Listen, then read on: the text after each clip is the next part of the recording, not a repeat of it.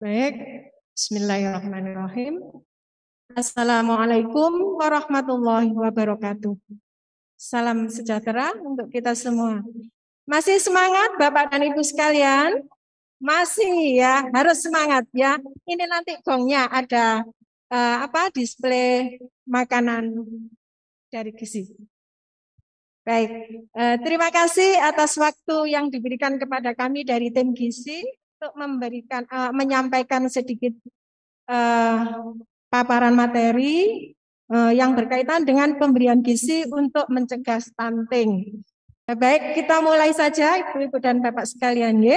Jadi pada siang hari ini pemberian gizi untuk mencegah stunting. Next. Pencegahan stunting tujuannya adalah agar anak dapat tumbuh dan berkembang secara optimal dan maksimal disertai dengan kemampuan sosial, emosional, dan fisik yang siap untuk belajar serta mampu berinovasi dan berkompetisi. Ada 3 hal yang perlu kita perhatikan dalam mencegah stunting. Jadi yang pertama adalah bagaimana pola makannya, kemudian bagaimana pola asuhnya, dan yang ketiga adalah perbaikan sanitasi dan akses air bersih. Next. Oke. Yang pertama adalah pola makan. Yang perlu diperhatikan untuk pola makan di sini adalah yang pertama dengan memberikan nutrisi yang maksimal saat awal-awal kehidupannya, terutama di 1000 hari pertama kehidupan. Kemudian yang perlu diperhatikan lagi adalah asupan gizi sesuai kebutuhan ibu untuk mencegah bayi BBLR.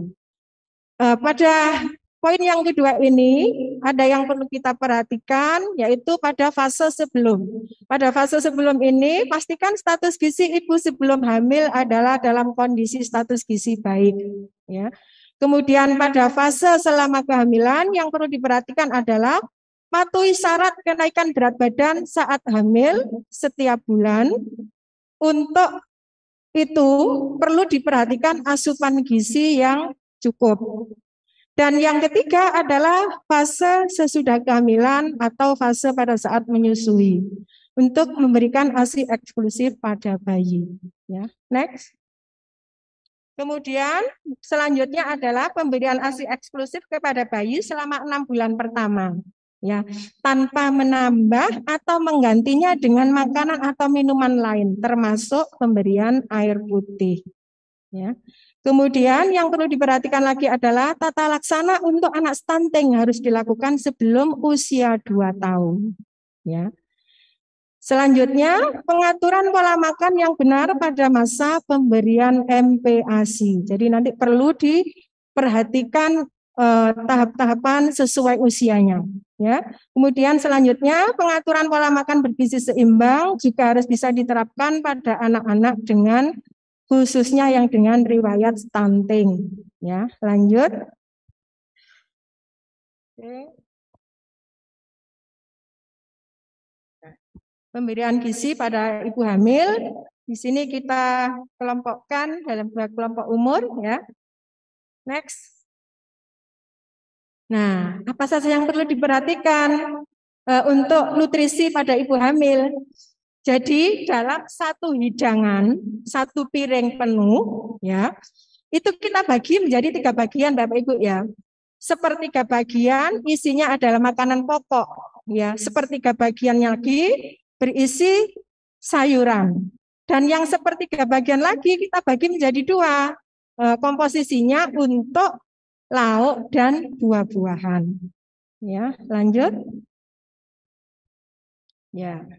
Ini rinciannya memang lebih banyak dari makanan wanita dewasa atau normal. Jadi memang ada penambahan nutrisi untuk ibu hamil. Ya, lanjut. Nah, ini yang untuk pemberian gizi pada ibu menyusui. Tidak jauh beda memang, cuman penambahannya memang ada sesuai usia waktu menyusui. Jadi penambahan gizinya, penambahan energinya 6 bulan pertama waktu menyusui penambahan kalorinya kurang lebih 330 kalori. Kemudian 6 bulan berikutnya adalah dengan penambahan energi sebanyak 400 kalori. Ya, lanjut. Nah, isi piringnya hampir sama dengan ibu yang hamil. Jadi komposisinya sama, sepertiga makanan pokok, sepertiga sayur, sepertiganya itu komposisinya diisi dari buah dan lauk. Oke, lanjut. Nah, ini pembagiannya dari komposisi yang kita sajikan di piring tadi. Jadi nasi pokoknya kalau diterjemahkan kurang lebih sekitar 6 piring. Ya. Untuk protein hewani sekitar 4 apa ya? Kalau telur mungkin 4 butir. Jadi nanti untuk konversinya biasanya kita bisa pakai satuan bahan penukar, ya.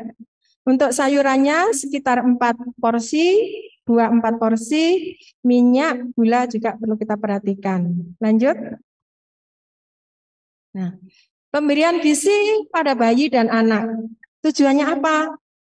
Tujuan pemenuhan gizi pada bayi dan anak yang pertama adalah agar pertumbuhan dan perkembangan fisik untuk pertumbuhan dan perkembangan fisik serta psikomotor dari bayi dan anak. Kemudian untuk melakukan aktivitas fisik jelas ini ya, karena kalau anak tidak doyan makan mungkin aktivitas fisiknya juga beda ya. Kemudian yang ketiga adalah memberikan zat gizi yang cukup bagi kebutuhan hidup, yaitu untuk pemeliharaan atau pemulihan serta peningkatan kesehatan. Ya, lanjut. Ini angka kecukupan energi dan zat gizi pada bayi dan anak sesuai umur. Ya, jadi perhitungannya berdasarkan berat badan ideal dikali angka kecukupan gizi sesuai usia dari tinggi badan. Kebutuhan proteinnya sekitar 10-15% dari total energi. Lemaknya 30-35 total energi dan karbohidratnya adalah karbohidrat sisa dari perhitungan untuk protein dan lemak. Ya, lanjut. Oke, ini rinciannya sesuai umur bayi 0-6 bulan. Jadi ada perhitungannya nanti dikalikan berat badan idealnya. Ya, lanjut. Oke. Pemberian makanan pada bayi usia 6-11 bulan. Ya, kenapa dimulai pada 6 bulan ke atas? Karena usia 0-6 bulan hanya diberikan ASI eksklusif. Ya, yang perlu diperhatikan untuk pemberian MPASI pada usia 6-8 bulan adalah tekstur makanannya dimulai dari bubur kental hingga makanan dilumatkan. Ya. Biasanya kalau kita ibu-ibu, terutama ibu-ibu kerja wes pakai produk jadi ya. Apalagi sekarang di era zaman sekarang kan enak Bu ya. Ada yang jualan bubur apa itu organik ya. Jadi tinggal belilah. Tapi memang tidak seaman kita bikin sendiri ya. Kemudian yang perlu diperhatikan lagi selain teksturnya adalah frekuensi pemberiannya. Ya. Frekuensi pemberian makannya bisa dimulai dari 2-3 kali setiap hari atau 1-2 kali dengan pemberian selingan. Ya, jadi makanan pokoknya cukup 2-3 kali. Untuk makanan selingannya bisa 1-2 kali. Ya. Kemudian pemberiannya juga harus bertahap. Jangan langsung 1 mangkok, ya mungkin kaget ya. Jadi mulai dengan 2-3 sendok setiap makan.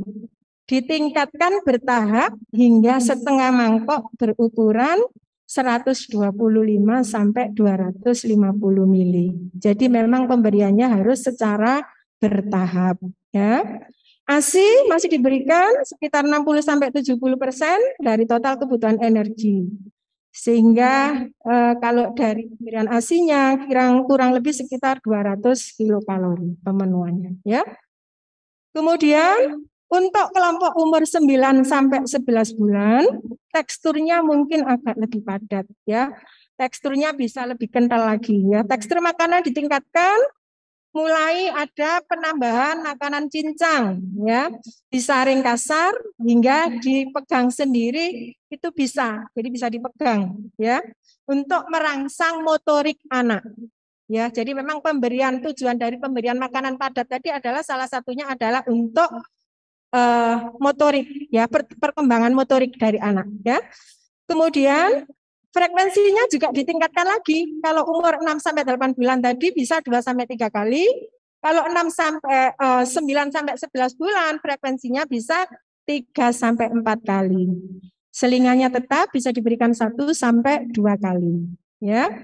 Porsi makannya juga ditingkatkan. Tadi kalau 6 sampai 8 bulan tahap awal 2 sampai 3 sendok. Kalau sudah 9 sampai 11 bulan, porsinya bisa ditingkatkan mulai setengah sampai 3/4 mangkok, ya, kurang lebih 125 sampai 175 mili, ya.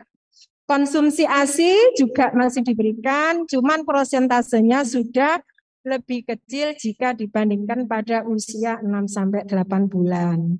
Prosentasenya sekitar kurang lebih separuh dari yang umur 6 sampai 8 bulan, yaitu 35 sampai 40% dari kebutuhan energi anak, ya. Lanjut. Oke, prinsip pemberian MPASI pada bayi. Yang perlu diperhatikan, Bu, yang perlu diperhatikan dalam pemberian MPASI pada bayi. Yang pertama, memberikan makanan sesuai dengan daya terima anak, ya. Anak satu dengan anak yang lainnya, anak A dengan B dengan C belum tentu daya terimanya sama, ya. Jadi perlu diperhatikan. Kemudian yang kedua, menyajikan makanan dalam bentuk dan warna yang menarik, ya. Biasanya anak seusia segini ku seneng delok warna-warna yang menarik, ya. Jadi itu juga perlu diperhatikan, ya. Kemudian yang ketiga, menghindari bahan makanan yang merangsang pencernaan. Jangan diberikan makanan yang terlalu pedas, terlalu kecut, ya. Jadi mungkin kita pemberiannya secara bertahap, ya. Kemudian kenali tanda lapar dan kenyang anak, ya. Anak A dengan anak B, caranya mengetahui oh anakku wis lapar itu belum tentu sama. Ada anak yang kalau selesai itu mungkin pertanda dia lapar minta makan. Ada yang diem saja. Jadi yang ngerti adalah kita sebagai orang tua. Bagaimana anakku nek lapar, caranya tanda-tandanya bagaimana? Itu kita harus pandai-pandai mengenali tanda-tanda tersebut, ya. Kemudian persiapkan makanan yang aman dan bersih, wajib ini, ya. Jadi harus kita perhatikan bahwa makanan yang kita sajikan ke anak-anak kita dalam kondisi aman dan bersih, ya. Jika anak sakit, berikan banyak cairan termasuk ASI, motivasi anak untuk makan lebih banyak, ya. Berikan menu favorit dan tetap dengan berpedoman pada gizi seimbang, ya. Kemudian buat MPASI dengan makanan yang beraneka ragam. Lanjut. Oke.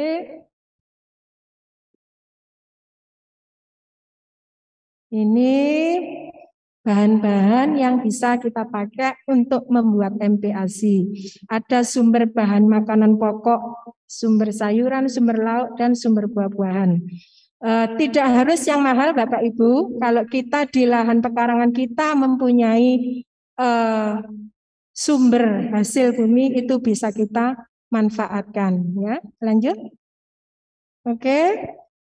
Selanjutnya pemberian makanan pada balita usia 1 sampai 5 tahun, ya. Pemberiannya lebih banyak lagi karena dengan penambahan usia dan faktor aktivitas anak juga sudah mulai meningkat, ya. Yang perlu kita perhatikan, total energi perharinya sekitar 1.350 kalori. Kemudian untuk kecukupan karbohidrat bisa 55 sampai 60% dari total kebutuhan energinya. Untuk kebutuhan proteinnya sekitar 10 sampai 15%, kecukupan lemaknya 30 sampai 35%.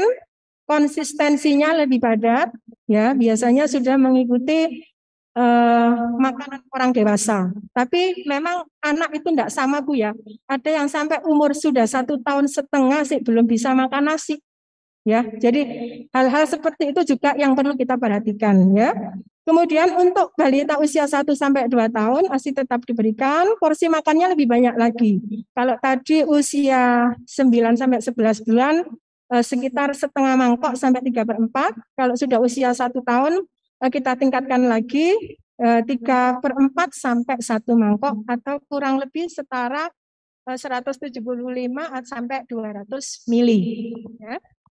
Kemudian untuk anak usia 4 sampai 5 tahun kebutuhannya otomatis juga lebih banyak ya. Kurang lebih sekitar 1.600 kalori, kecukupan karbohidratnya hampir sama, komposisinya 55 sampai 60% dari kebutuhan total energi ya.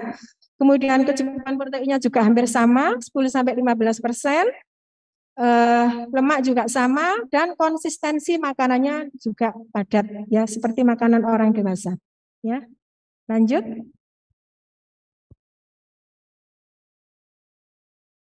Oke, tip untuk mendukung pemberian makanan balita usia sampai 3 tahun. Jadi ada tip-tip yang perlu kita perhatikan agar dalam pemberian MPASI kita sukses ya. Yang pertama adalah mengenalkan aneka ragam makanan dengan berpatokan pada pemberian gizi seimbang. Kemudian berikan makanan dalam porsi kecil sesuai kapasitas lambung anak. Ada anak kecil yang kemampuan untuk makannya itu besar. Ada yang enggak bisa. Ya, dikasih setengah mangkok sudah menolak. Jadi itu juga yang perlu kita perhatikan. Kemudian menyajikan makanan yang bervariasi dan kreatif. Zaman sekarang kan apa ya Bu ya, sosial media kan luar biasa. Banyak sekali contoh-contoh untuk pembuatan MPASI di sosial media. Jadi mungkin ibu-ibu muda sekarang kan canggih-canggih semua nggih. Jadi kita bisa lihat YouTube ya apa carane anakku iso maem ya, dengan variasi ya, variasi pembuatan menunya, warnanya dan lain-lain. Jadi itu adalah merupakan salah satu tip untuk pemberian MPASI. Kalau ini sudah tidak MPASI lagi ya, makanan padat untuk anak usia 1 sampai 3 tahun ya. Kemudian menciptakan suasana yang menyenangkan pada saat kita waktunya anak makan ya. Yang kelima adalah mengubah kebiasaan buruk saat makan. Apa yang Ibu? Kira-kira ada yang tahu kebiasaan buruk anak pada saat makan itu apa Bu? Lek zaman sakniki. Dimuai ya. Diingkemi ae gak dikunyah-kunyah. Sampai kadang sing dulang kesel. Ya, itu.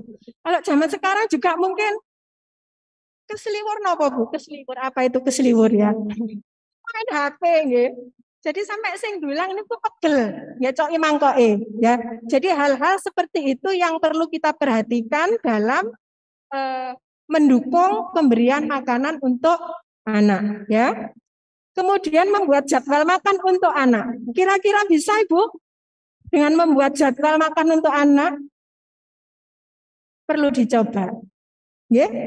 Oke, kemudian itu tadi yang perlu diperhatikan, jadi faktor-faktor yang mendukung dalam pemberian makanan balita usia 1 sampai 3 tahun ya. Kemudian faktor apa saja yang perlu dihindari? Jadi ada yang mendukung, ada yang perlu dihindari. Ya, yang pertama, memaksa anak untuk memakan makanan baru yang tidak disukai. Kadang kita itu kepinginnya anak kita itu kan sembarang panganan gelembung. Menurut kita itu enak ya. Bisa kita nang dimaem enak iki le enak. Nah, jadi kita tidak bisa memaksakan hal-hal seperti itu. Jadi memang butuh proses nih Bu ya. Jadi dan ini adalah butuh kesabaran dari ibu-ibu semua. Ya. Apalagi ibu-ibu yang bekerja. Wes Ibu jam 6:30 wes budal saya nah dimaem telep-telep nanti ya. Nah, itu kadang kita melupakan hal-hal seperti itu. Padahal anak makan itu butuh suasana yang menyenangkan, tidak ada unsur paksaan ya. Kemudian menggunakan penyedap rasa.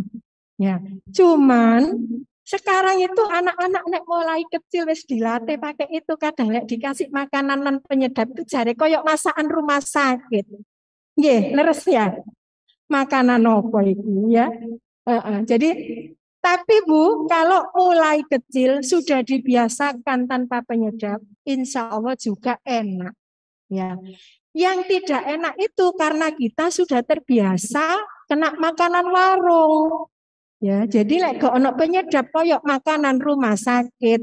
Kenapa kok selalu bahasa makanan rumah sakit? Karena makanan rumah sakit tidak pakai penyedap. Ya, itu. Jadi itu mungkin hal-hal yang perlu diperhatikan, dan yang terakhir adalah memberikan camilan terlalu banyak. Jadi diusahakan sebelum waktu makan jangan memberikan anak camilan terlalu banyak. Jadi anak tidak kenyang duluan. Ya. Oke, lanjut. Kemudian yang selanjutnya tip untuk mendukung pemberian makanan balita usia 4 sampai 6 tahun. Di sini anak mungkin sudah mulai sekolah. Jadi tip-tipnya juga mungkin sedikit berbeda ya. Yang pertama yang perlu dilakukan adalah dengan memberikan makanan bergizi seimbang seperti isi piring orang dewasa. Jadi tadi kalau piring orang dewasa kan ibu hamil, ibu menyusui ada sepertiga makanan pokok, sepertiga sayur, sepertiga dibagi untuk lauk dan buah ya. Jadi prinsipnya tetap pakai gizi seimbang ya.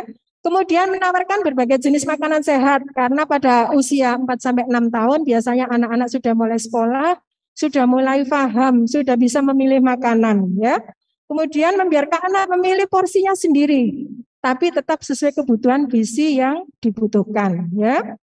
Yang keempat, mengajak dan mengajarkan anak untuk makan di meja makan bersama orang tua. Kalau kebiasaan kita selama ini mungkin anak diajak makan sambil jalan-jalan gitu ya. Cik nang cepet entek terus ngoten. Ya, masih Bu. Masih berlaku dah. Karena memang makan di meja makan itu susah. Ya. Tapi ini adalah salah satu tip yang perlu kita terapkan agar makanan yang kita sajikan bisa habis ya. Kemudian mengajak dan mengajarkan, sudah yang kelima ya, mengajak anak mencuci tangan sebelum makan ya, agar menjadi kebiasaan ya. Jadi ini otomatis yang perlu kita terapkan pada anak ya. Jadi sebelum memakan sesuatu, jadi kita